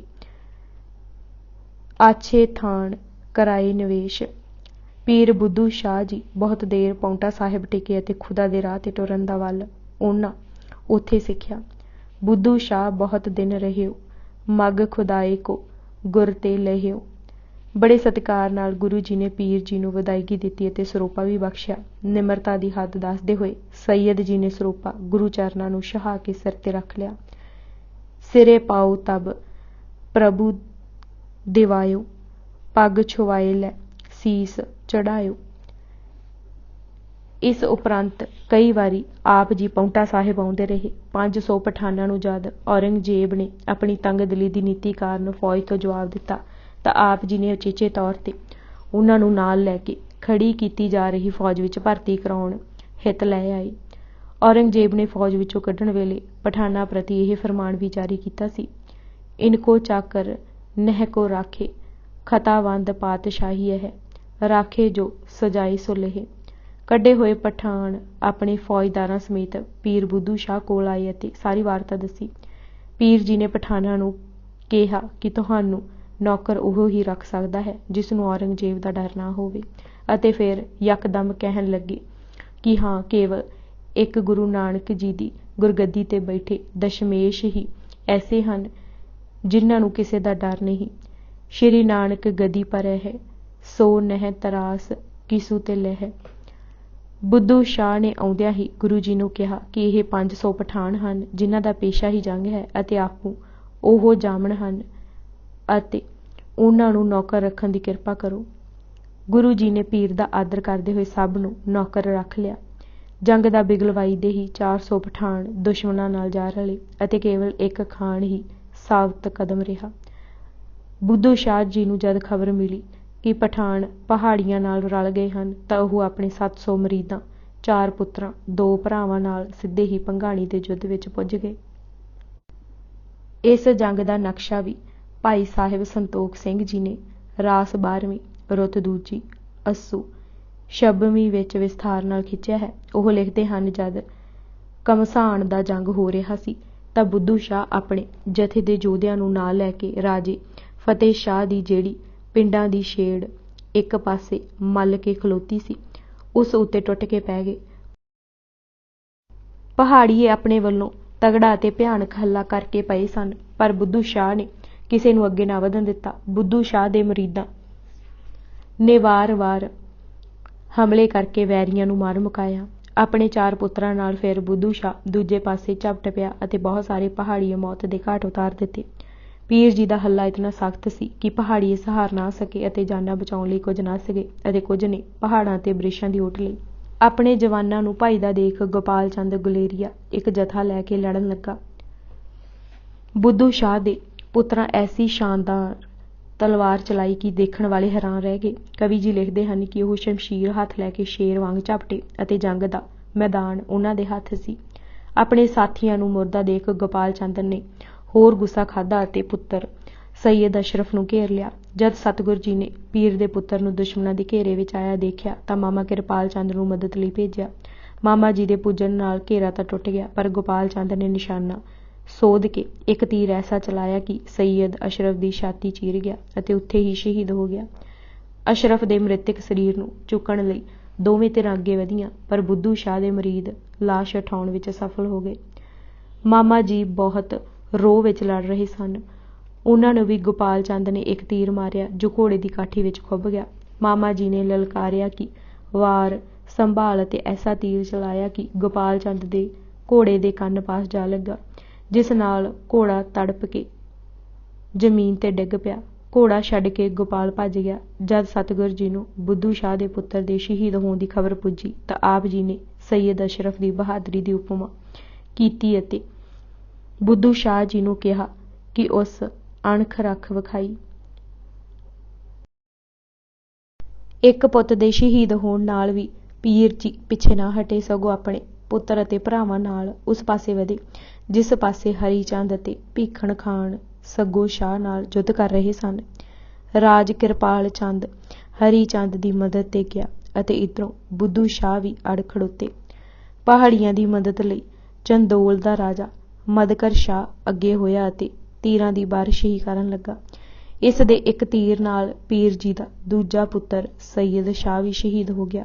ਜਦ ਹਲਵਾਈ ਹੱਥੋਂ ਮੀਰ ਖਾਨ ਅਤੇ ਉਦਾਸੀ ਕਿਰਪਾਲ ਹੱਥੋਂ ਹਯਾਤ ਖਾਨ ਦੀ ਮੌਤ ਸੁਣੀ ਤਾਂ ਪਹਾੜੀਏ ਅੱਗੇ ਹੋਏ, ਪਰ ਗੁਰੂ ਜੀ ਦੇ ਆਪੂ ਯੁੱਧ ਵਿੱਚ ਕੁੱਦਣ ਕਰਕੇ ਹਰੀ ਚੰਦ ਦੇ ਮਾਰੇ ਜਾਣ ਨਾਲ ਜੰਗ ਜਿੱਤ ਵਿੱਚ ਸਮਾਪਤ ਹੋਈ। ਗੁਰੂ ਜੀ ਪਾਉਂਟਾ ਸਾਹਿਬ ਆਏ ਅਤੇ ਸਾਰਿਆਂ ਨੇ ਆਪਣੀ ਆਪਣੀ ਵਿਥਿਆ ਸੁਣਾਈ। ਪੀਰ ਬੁੱਧੂ ਸ਼ਾਹ ਨੂੰ ਦੂਰ ਬੈਠਿਆਂ ਦੇਖ ਕੇ ਉੱਚੀ ਆਵਾਜ਼ ਦੇ ਕੇ ਪਾਸ ਬੁਲਾਇਆ ਤੇ ਫਰਮਾਇਆ, ਤੁਮ ਪੀਰ ਸਾਂਝ ਕੇ ਆਹਾ। ਬੁੱਧੂ ਸ਼ਾਹ ਨੇ ਕਿਹਾ, ਮਰਨਾ ਸਭ ਨੇ ਹੈ, ਉਹ ਧਨ ਹੈ ਜਿਸ ਦੇ ਪੁੱਤਰ ਸ਼ੁਭ ਕਾਰਜ ਲਈ ਅਤੇ ਜੰਗ ਵਿੱਚ ਸ਼ਹੀਦ ਹੋਏ ਹਨ, ਇਸ ਲਈ ਉਸ ਨੂੰ ਰਤਾ ਵੀ ਅਫਸੋਸ ਨਹੀਂ ਹੈ। ਫਿਰ ਬੁੱਧੂ ਸ਼ਾਹ ਜੀ ਨੇ ਸਾਰੀ ਵਾਰਤਾ ਗੁਰੂ ਜੀ ਨੂੰ ਸੁਣਾਈ ਕਿ ਨਿਮਕ ਹਰਾਮਾਂ ਦੇ ਨੱਸ ਜਾਣ ਉਪਰੰਤ ਉਹ 700 ਮੁਰੀਦ 4 ਪੁੱਤਰਾਂ ਅਤੇ ਭਰਾਵਾਂ ਨਾਲ ਪਾਉਂਟਾ ਸਾਹਿਬ ਪੁੱਜੇ ਤਾਂ ਤੁਸੀਂ ਜੰਗ ਤੇ ਜਾ ਚੁੱਕੇ ਸੀ, ਸੋ ਸਿੱਧਾ ਹੀ ਭੰਗਾਣੀ ਪੁੱਜ ਗਿਆ ਅਤੇ ਜੋ ਸੇਵਾ ਹੋ ਸਕੀ ਕੀਤੀ। ਗੁਰੂ ਜੀ ਨੇ ਜੋ ਉਸ ਸਮੇਂ ਕੰਘਾ ਕਰਕੇ ਹਟੇ ਸਨ ਅਤੇ ਦਸਤਾਰ ਸਜਾ ਰਹੇ ਸਨ, ਬਖਸ਼ਿਸ਼ ਕਰਕੇ ਕੰਘਾ ਵਿੱਚ ਚੜੇ ਕੇਸ ਅਤੇ ਦਸਤਾਰ ਸਿਰੋਂ ਪਾਉਂ ਵਜੋਂ ਦਿੱਤੀ। ਪੀਰ ਜੀ ਨੇ ਸੰਭਾਲ ਕੇ ਸੰਦੂਕੜੀ ਵਿੱਚ ਰੱਖ ਦਿੱਤੀ ਅਤੇ ਦਰਸ਼ਨ ਕਰਕੇ ਨਿਹਾਲ ਹੁੰਦਾ, ਪਰ ਜਦ ਉਹਨਾਂ ਤੇ ਹੱਲੇ ਹੋਣ ਲੱਗੇ ਤਾਂ ਉਹਨਾਂ ਨੇ ਸੰਦੂਕੜੀ ਨੂੰ ਮਕਾਨ ਦੀ ਦਰਬਾਰ ਵਿੱਚ ਚਿਣ ਦਿੱਤਾ ਅਤੇ ਪਿੱਛੋਂ ਜਦ ਖਾਲਸੇ ਦੇ ਰਾਜ ਵੇਲੇ ਇਹ ਪਾਵਨ ਵਸਤਾਂ ਮਿਲੀਆਂ ਤਾਂ ਕੌਮ ਨੇ ਅਤਿ ਸਤਿਕਾਰ ਦਿੱਤਾ। ਮੁਰੀਦਾਂ ਲਈ 5000 ਰੁਪਇਆ ਅਤੇ ਸਭ ਨੂੰ ਗੁਰੂ ਜੀ ਨੇ ਸਿਰਪਾਓ ਬਖਸ਼ੇ। ਇਹ ਪਿਆਰ ਅਟੁੱਟ ਹੋ ਗਿਆ। ਪੀਰ ਜੀ ਵਾਪਸ ਸਢੌਰਾ ਆ ਗਏ ਅਤੇ ਗੁਰੂ ਜੀ ਥੋੜ੍ਹਾ ਚਿਰ ਪਾਉਂਟਾ ਟੇਕ ਕੇ ਆਨੰਦਪੁਰ ਵੱਲ ਚੱਲ ਪਏ। ਰਾਹ ਵਿੱਚ ਸਢੌਰਾ ਵੀ ਕੁਝ ਚਿਰ ਗੁਰੂ ਜੀ ਟਿਕੇ। ਆਨੰਦਪੁਰ ਕਈ ਵਾਰ ਪੀਰ ਜੀ ਦੇ ਦਰਸ਼ਨਾਂ ਨੂੰ ਆਉਂਦੇ ਰਹੇ ਅਤੇ ਗੁਰੂ ਜੀ ਵੀ ਜਦ ਮੈਦਾਨ ਵੱਲ ਆਉਂਦੇ ਤਾਂ ਸਢੌਰੇ ਹੋ ਕੇ ਜਾਂਦੇ। ਕੁਰੂਕਸ਼ੇਤਰ ਜਦ ਗੁਰੂ ਜੀ ਨੇ ਸਦੀਆਂ ਦਾ ਵਹਿਮ ਗੜ ਗੱਦੇ ਦੀ ਭੇਟ ਬ੍ਰਾਹਮਣਾਂ ਨੂੰ ਦੇ ਕੇ ਤੋੜਨਾ ਚਾਹਿਆ ਤਾਂ ਵੀ ਉਹ ਸਢੌਰਾ ਹੋ ਕੇ ਗਏ। ਇੱਕ ਵਾਰ ਪੀਰ ਜੀ ਕਾਬਲ ਵੀ ਗਏ, ਜਿੱਥੋਂ ਘੋੜੇ ਖਰੀਦ ਕੇ ਆਂਦੇ। ਦਿੱਲੀ ਜਦ ਵੀ ਆਉਂਦੇ ਗੁਰੂ ਜੀ ਦੀ ਅਜ਼ਮਤ ਦੀਆਂ ਸਾਖੀਆਂ ਹੋਰਨਾਂ ਪੀਰਾਂ ਤੇ ਫਕੀਰਾਂ ਰਾਜਿਆਂ ਨੇ ਔਰੰਗਜ਼ੇਬ ਪਾਸ ਸ਼ਿਕਾਇਤ ਕੀਤੀ ਕਿ ਉਹਨਾਂ ਗੁਰੂ ਗੋਬਿੰਦ ਸਿੰਘ ਜੀ ਨੂੰ ਜੇਰ ਕਰ ਲੈਣਾ ਸੀ, ਪਰ ਪੀਰ ਬੁੱਧੂ ਸ਼ਾਹ ਦੀ ਮੌਕੇ ਸਿਰ ਦਿੱਤੀ ਮਦਦ ਨਾਲ ਹੀ ਉਹਨਾਂ ਫਤਿਹ ਪਾਈ। ਔਰੰਗਜ਼ੇਬ ਦੇ ਦਰਬਾਰ ਵਿੱਚ ਵੀ ਸੈਦ ਖਾਨ, ਜੋ ਬੁੱਧੂ ਸ਼ਾਹ ਦੀ ਪਤਨੀ ਨਸੀਰਾਂ ਦਾ ਭਰਾ ਸੀ, ਨੇ ਗੱਲ ਟਾਲ ਦਿੱਤੀ ਕਿ ਉਹ ਆਪੇ ਜਾ ਕੇ ਸਮਝਾ ਦੇਵੇਗਾ। ਉਹ ਪਿੰਡ ਆਇਆ ਵੀ, ਪਰ ਗੁਰੂ ਸਾਹਿਬ ਸੰਬੰਧੀ ਪੀਰ ਜੀ ਅਤੇ ਆਪਣੀ ਭੈਣ ਭਣਵਈਏ ਤੇ ਭਾਣਜਿਆਂ ਦੀ ਅਕੀਦਤ ਦੇਖ ਕੇ ਚੁੱਪ ਕਰ ਗਿਆ। ਨਦੌਣ ਅਤੇ ਹੁਸੈਨੀ ਦੀਆਂ ਜੰਗਾਂ ਬਾਅਦ ਔਰੰਗਜ਼ੇਬ ਨੇ ਆਪਣੇ ਲੜਕੇ ਸ਼ਹਿਜ਼ਾਦਾ ਮੁਅੱਜ਼ਮ ਨੂੰ ਵੀ ਭੇਜਿਆ। ਉਸ ਹਾਲਤ ਦਾ ਜਾਇਜ਼ਾ ਲੈ ਕੇ ਅਨੰਦਪੁਰ ਨੂੰ ਨਾ ਛੇੜਨਾ ਹੀ ਮੁਨਾਸਿਬ ਸਮਝਿਆ। ਜਦ ਪਹਾੜੀਆਂ ਨੂੰ ਸ਼ਿਕਾਇਤਾਂ ਵੱਧਦੀਆਂ ਹੀ ਗਈਆਂ ਤਾਂ ਔਰੰਗਜ਼ੇਬ ਨੇ ਸੈਦ ਖਾਨ ਨੂੰ ਹੀ ਭੇਜਿਆ ਕਿ ਉਹ ਗੁਰੂ ਗੋਬਿੰਦ ਸਿੰਘ ਨੂੰ ਸਿੱਧੇ ਰਾਹ ਪਾਏ। ਉਹ ਪਹਿਲਾਂ ਸਢੌਰਾ ਗਿਆ। ਉਸ ਦੀ ਭੈਣ ਅਤੇ ਭਣਵਈਏ ਪੀਰ ਬੁੱਧੂ ਸ਼ਾਹ ਨੇ ਗੁਰੂ ਜੀ ਦੀ ਅਜ਼ਮਤ ਦਰੜਾ ਕੇ ਕਿਹਾ ਕਿ ਉਸ ਨੂੰ ਇਸ ਖੁਦਾ ਦੇ ਰੂਪ ਨਾਲ ਟੱਕਰ ਨਹੀਂ ਲੈਣੀ ਚਾਹੀਦੀ। ਉਸ ਨੇ ਇੱਕ ਨਾ ਸੁਣੀ ਅਤੇ ਫੌਜਾਂ ਦੀ ਅਗਵਾਈ ਕਰਨ ਲਈ ਅਨੰਦਪੁਰ ਪੁੱਜ ਗਿਆ। ਪਰ ਅਨੰਦਪੁਰ ਪੁੱਜਦੇ ਸਾਰ ਬੁੱਧੂ ਸ਼ਾਹ ਅਤੇ ਭੈਣ ਦੀਆਂ ਵਿਚਾਰਾਂ ਨੇ ਘੇਰ ਲਿਆ ਅਤੇ ਮਨ ਨੂੰ ਸਮਝਾਉਣਾ ਪਿਆ ਕਿ ਭੈਣ ਤੇ ਭਣਵਈਏ ਇਤਨੇ ਗਲਤ ਨਹੀਂ ਹੋ ਸਕਦੇ। ਆਪਣੇ 2 ਪੁੱਤਰ ਹੱਸ ਕੇ ਕੁਰਬਾਨ ਕਰਨ ਵਾਲਿਆਂ ਨੇ ਕੁਝ ਦੇਖਿਆ ਹੀ ਹੋਵੇਗਾ।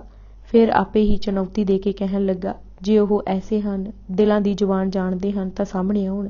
ਅੱਧੀ ਰਾਤ ਆਪਣੇ ਖੇਮੇ ਵਿੱਚ ਲੇਟਿਆ ਇਹ ਹੀ ਸੋਚੀ ਜਾਏ। ਅੰਤਰਜਾਮੀ ਪੀਰਨ ਪੀਰ ਉਰ ਕੀ ਲਖੈ ਪ੍ਰੇਮ ਕੀ ਧੀਰ, ਤੋ ਅਬ ਤੇਜ ਤੁਰੰਗ ਕੁਦਾਵੈ ਕਲਗੀ ਝੂਲਤ ਰੂਪ ਦਿਖਾਵੈ। ਅਬ ਉਤਕੰਠਾ ਲਖ ਚਿਤ ਮੇਰੀ, ਏਕ ਬਾਰ ਇਤ ਪਾਵੇ ਫੇਰੀ। ਮਹਾਰਾਜ ਨੇ ਵੀ ਉਸ ਦੀਆਂ ਦਿਲ ਤਰੰਗਾਂ ਸੁਣੀਆਂ ਅਤੇ ਉਸ ਵੱਲ ਘੋੜੇ ਤੇ ਇਕੱਲੇ ਹੀ ਚੱਲ ਪਏ। ਧਨਖ ਬਾਲ ਨਿਜ ਪਾਣ ਸੰਭਾਰਾ, ਪਏ ਤੁਰੰਗਮ ਪਰਸਵਾਰਾ। ਕਰਤ ਸ਼ੀਗਰਤਾ ਹਏ ਚੱਲ ਪਏ, ਤਤ ਛਿਨ ਖਾਨ ਖਾਨ ਕੋ ਆਏ। ਦਰਸ਼ਨ ਕਰਦਿਆਂ ਹੀ ਉਹ ਪੁਕਾਰ ਉੱਠਿਆ, ਖੁਦਾ ਆਇਦ ਮੈਂ ਆਇਦ ਖੁਦਾ ਬੰਦਾ, ਹਕੀਕਤ ਦਰ ਮਿਜਾਜ ਆਇਦ ਕੀ ਮੁਰਦਾ ਕਣਦ ਜਿੰਦਾ। ਗੁਰੂ ਜੀ ਨੇ ਕਿਹਾ, ਖਾਨ ਵਾਰਤਾ ਕਰ। ਉਹ ਘੋੜੇ ਤੋਂ ਥੱਲੇ ਉਤਰ ਆਇਆ ਅਤੇ ਆਪਣੇ ਸਿਰ ਰਕਾਬ ਵਿੱਚ ਟਿਕਾਏ ਗੁਰੂ ਚਰਨਾਂ ਤੇ ਰੱਖ ਦਿੱਤਾ ਅਤੇ ਕੁਝ ਨਾ ਬੋਲਿਆ। ਗੁਰੂ ਜੀ ਨੇ ਕਿਰਪਾ ਦ੍ਰਿਸ਼ਟ ਕੋ ਧਰ ਸਿਰ ਹਾਥਾ, ਤਤ ਛਿਨ ਸੇਵਕ ਕੀਨ ਸਨਾਥਾ। ਸੈਦ ਖਾਨ ਉੱਥੋਂ ਹੀ ਇਬਾਦਤ ਲਈ ਕਿਧਰੇ ਨਿਕਲ ਗਿਆ। ਇਹ ਸਭ ਵਾਰਤਾ ਮੁਗਲ ਫੌਜਾਂ ਸਾਹਮਣੇ ਹੋਈ ਸੀ। ਔਰੰਗਜ਼ੇਬ ਨੂੰ ਜਦ ਸਾਰੀ ਖਬਰ ਪੁੱਜੀ ਤਾਂ ਉਸ ਨੇ ਸਪਸ਼ਟ ਲਿਖਿਆ ਕਿ ਜਾਂ ਤਾਂ ਗੁਰੂ ਆਰਾਮ ਨਾਲ ਬੈਠੇ ਜਾਂ ਆਤਮ ਸਮਰਪਣ ਕਰ ਦੇਵੇ। ਗੁਰੂ ਜੀ ਨੂੰ ਅਨੰਦਪੁਰ ਛੱਡਣਾ ਪਿਆ। ਪੀਰ ਬੁੱਧੂ ਸ਼ਾਹ ਨੂੰ ਮਿਲਣ ਲਈ ਸਢੌਰਾ ਆਏ ਤਾਂ ਸਢੌਰਾ ਦੇ ਹਾਕਮ ਉਸਮਾਨ ਖਾਨ ਨੇ ਪੀਰ ਬੁੱਧੂ ਸ਼ਾਹ ਨੂੰ ਗੁਰੂ ਗੋਬਿੰਦ ਸਿੰਘ ਜੀ ਉਸ ਦੇ ਹਵਾਲੇ ਕਰਨ ਲਈ ਕਿਹਾ। ਉਸ ਨੇ ਸਾਫ਼ ਇਨਕਾਰ ਕਰ ਦਿੱਤਾ। ਉਸ ਪੀਰ ਨੇ ਇਤਨਾ ਮਨਵਾ ਲਿਆ ਕਿ ਜੇ ਗੁਰੂ ਜੀ ਦਾ ਖੂਨ ਤੈਨੂੰ ਦੇ ਦਿੱਤਾ ਜਾਏ ਤਾਂ ਉਹ ਔਰੰਗਜ਼ੇਬ ਦੇ ਦਰਬਾਰ ਦੀ ਤਸੱਲੀ ਕਰਾ ਸਕਦਾ ਹੈ। ਗੁਰੂ ਜੀ ਨੂੰ ਤਾਂ ਪੀਰ ਜੀ ਨੇ ਹਿਫਾਜ਼ਤ ਨਾਲ ਭੇਜ ਦਿੱਤਾ ਅਤੇ ਇੱਧਰ ਸਈਦ ਮੁਹੰਮਦ ਬਖਸ਼ ਨੇ ਸਲਾਹ ਦਿੱਤੀ ਕਿ ਉਸ ਦਾ ਸਿਰ ਕੱਟ ਕੇ ਖੂਨ ਦੇ ਦਿੱਤਾ ਜਾਏ। ਐਸਾ ਹੀ ਕੀਤਾ ਗਿਆ ਅਤੇ ਲਾਸ਼ ਹਵੇਲੀ ਵਿੱਚ ਹੀ ਦਬਾ ਦਿੱਤੀ। ਖੂਨ ਲੈ ਕੇ ਜਦ ਉਸਮਾਨ ਖਾਨ ਦਿੱਲੀ ਪੁੱਜਾ ਤਾਂ ਢੱਕਣ ਉਤਾਰਦਿਆਂ ਹੀ ਸ਼ਾਹੀ ਹਕੀਮ ਨੇ ਕਹਿ ਦਿੱਤਾ ਕਿ ਇਹ ਗੁਰੂ ਗੋਬਿੰਦ ਸਿੰਘ ਦਾ ਖੂਨ ਨਹੀਂ ਹੈ, ਉਹ ਵਲੀ ਤੇ ਪਾਕ ਹਨ। ਉਸਮਾਨ ਖਾਨ ਨੇ ਗੁੱਸੇ ਵਿੱਚ ਭਰੇ ਉੱਥੇ ਹੀ ਪੀਰ ਜੀ ਦੇ ਖਾਨਦਾਨ ਨੂੰ ਤਬਾਹ ਕਰਨ ਦੀ ਗੱਲ ਆਖ ਦਿੱਤੀ। ਪੀਰ ਜੀ ਨੂੰ ਖਬਰਾਂ ਪੁੱਜ ਗਈਆਂ। ਉਹਨਾਂ ਨੇ ਆਪਣੀ ਪਤਨੀ ਅਤੇ ਇੱਕ ਬੇਟੇ ਅਤੇ ਪੋਤਰਿਆਂ ਨੂੰ ਕਾਹਣ ਦੇ ਮੇਦਨੀ ਪ੍ਰਕਾਸ਼ ਪਾਸ ਭੇਜ ਦਿੱਤਾ। ਉਸਮਾਨ ਖਾਨ ਨੇ ਸਢੌਰਾ ਪੁੱਜਦੇ ਹੀ ਹਵੇਲੀ ਨੂੰ ਅੱਗ ਲਗਾ ਦਿੱਤੀ ਅਤੇ ਪੀਰ ਬੁੱਧੂ ਸ਼ਾਹ ਨੂੰ ਪਕੜ ਕੇ ਜੰਗਲਾਂ ਵਿੱਚ ਲੈ ਗਿਆ ਅਤੇ ਉਹਨਾਂ ਦੇ ਸਰੀਰ ਦੇ ਟੋਟੇ-ਟੋਟੇ ਕਰ ਦਿੱਤੇ। ਪੀਰ ਜੀ ਨੇ ਗੁਰੂ ਜੀ ਨਾਲ ਪਾਏ ਪਿਆਰ ਦੇ ਪੂਰਨਿਆਂ ਤੇ ਸਰਬੰਸ ਵਾਰ ਕੇ ਲਿਖਿਆ। ਇਹ ਅਕੀਦਤ ਦੀ ਇੰਤਹਾ ਸੀ। ਉਸਮਾਨ ਨੇ ਸਰਹੱਦੀ ਫੌਜਾਂ ਦੀ ਮਦਦ ਨਾਲ ਨਾਹਣ ਤੇ ਵੀ ਹਮਲਾ ਬੋਲਣਾ ਚਾਹਿਆ, ਪਰ ਉਸ ਨੂੰ ਖਬਰ ਪੁੱਜ ਗਈ ਕਿ ਬਾਲ ਬੱਚੇ ਉੱਥੇ ਨਹੀਂ ਹਨ। ਨਸੀਰਾਂ ਇੱਕ ਲੜਕੇ ਅਤੇ ਪੋਤਰਿਆਂ ਨੂੰ ਲੈ ਕੇ ਸਮਾਣਾ ਪੁੱਜ ਗਈ। ਉੱਥੋਂ ਤੱਕ ਉਸਮਾਨ ਖਾਨ ਦੀ ਮਾਰ ਨਹੀਂ ਸੀ। ਹੁਣ ਉਹਨਾਂ ਦੀ ਔਲਾਦ ਦੇ ਕੁਝ ਆਦਮੀ ਝੰਗ ਵਿੱਚ ਹਨ।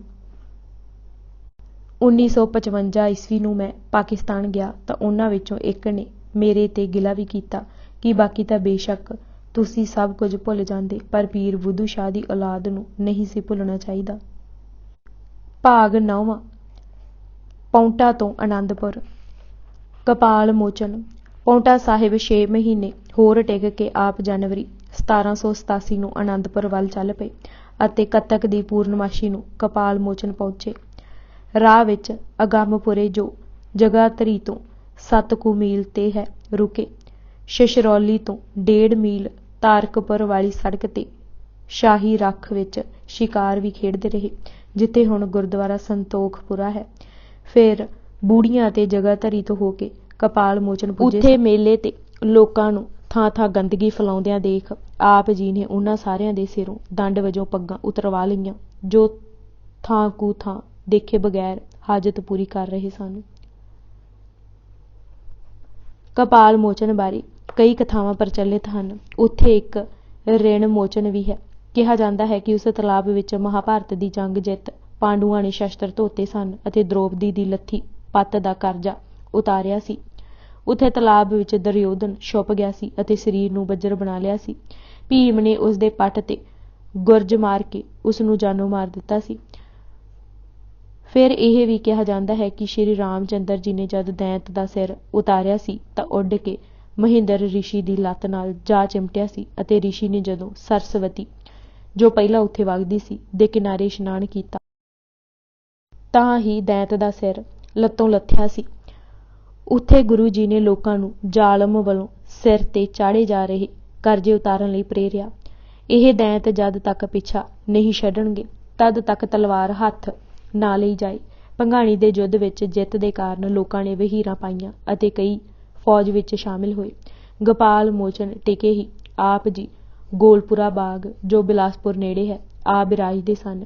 ਖਾਨਪੁਰ ਅਤੇ ਮਾਣਕ ਟਾਬਰਾ ਵੀ ਚਰਨ ਪਾਏ। ਉੱਥੇ ਹੀ ਰਾਏਪੁਰ ਦੀ ਰਾਣੀ, ਜੋ ਗੁਰੂ ਜੀ ਤੇ ਅਨੰਨ ਸ਼ਰਧਾ ਰੱਖਦੀ ਸੀ, ਆਪਣੇ ਰਾਜ ਰਾਏਪੁਰ ਲੈ ਜਾਣ ਲਈ ਆਈ। ਉਸ ਦਾ ਘਰ ਵਾਲਾ ਫਤਿਹ ਸਿੰਘ ਡਰ ਕੇ ਨਗਰ ਹੀ ਛੱਡ ਗਿਆ, ਪਰ ਸਿਦਕੀ ਰਾਣੀ ਨੇ ਮਹਿਲਾਂ ਵਿੱਚ ਗੁਰੂ ਜੀ ਨੂੰ ਬੁਲਾਇਆ ਅਤੇ ਹੱਥੀਂ ਪ੍ਰਸ਼ਾਦ ਛਕਾਇਆ। ਰਾਣੀ ਜਦ ਆਪਣੇ ਬੇਟੇ ਨੂੰ ਅਸੀਸ ਦਿਲਵਾਉਣ ਲਈ ਗੁਰੂ ਜੀ ਪਾਸ ਲਿਆਈ ਤਾਂ ਆਪ ਜੀ ਨੇ ਕੇਸ ਰੱਖਣ ਦਾ ਹੁਕਮ ਦਿੱਤਾ। ਰਾਣੀ ਰਤਾ ਕੁਝ ਸੰਕੋਚ ਵਿੱਚ ਬੋਲੀ ਤਾਂ ਕਲਗੀਆਂ ਵਾਲੇ ਨੇ ਚੜ੍ਹਦੀ ਕਲਾ ਵਾਲੇ ਵਚਨ ਬੋਲਦੇ ਕਿਹਾ ਕਿ ਇਹ ਜ਼ੁਲਮ ਰਾਜ ਬਹੁਤੇ ਦਿਨ ਨਹੀਂ ਰਹਿਣਾ। ਰਾਣੀ ਨੇ ਸਿਰ ਝੁਕਾਇਆ ਅਤੇ ਪਿੰਡ ਦਾ ਨਾਂ ਹੀ ਰਾਣੀ ਤੇ ਰਾਏਪੁਰ ਹੋਇਆ, ਜੋ ਹੁਣ ਰਾਏਪੁਰ ਰਾਣੀ ਕਰਕੇ ਪ੍ਰਸਿੱਧ ਹੈ।